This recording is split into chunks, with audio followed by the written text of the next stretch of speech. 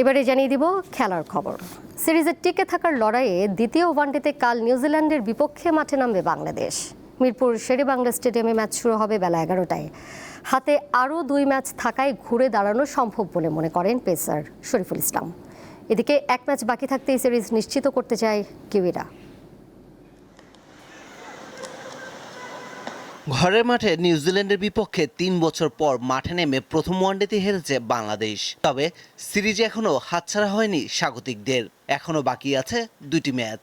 টাইগারদের বিশ্বাস ঘুরে দাঁড়ানোর সামর্থ্য আছে তাদের। এখনো আমাদের হাতে 2 ম্যাচ আছে, সো আমরা ওই অ্যাবিলিটি আমাদের ভিতরে আছে যে ইনশাল্লাহ আমরা ঘুরে দাঁড়াবো। আমাদের দেখা যাক পরের ম্যাচে আমরা যদি ঘুরে দাঁড়াবো ইনশাল্লাহ সিরিজ আমরা।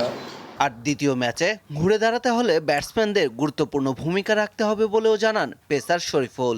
ধরেন আমরা হেরে যাই, আমাদেরও খারাপ লাগে, ব্যাটসম্যানদেরও খারাপ লাগে। সো এখানে আমরা যদি আরেকটু ভালো বোলিং করতাম হয়তো তাদের জন্য ইজি হতো।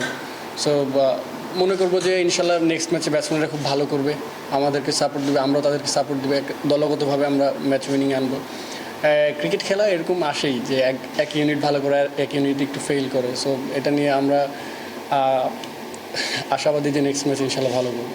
এদিকে বাংলাদেশের বিপক্ষে ওয়ানডে ও টি-20 মিলিয়ে খেলা শেষ 5 সিরিজের সবগুলোতেই জিতেছে নিউজিল্যান্ড। সেই লক্ষ্যে এগিয়ে যেতে চান তারা।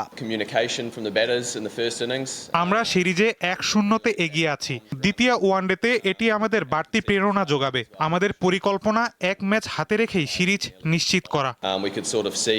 সিরিজের তৃতীয় ও শেষ ওয়ানডে হবে 23 এপ্রিল চট্টগ্রামে। পারভেজ খোকন, দীপ্ত স্পোর্টস।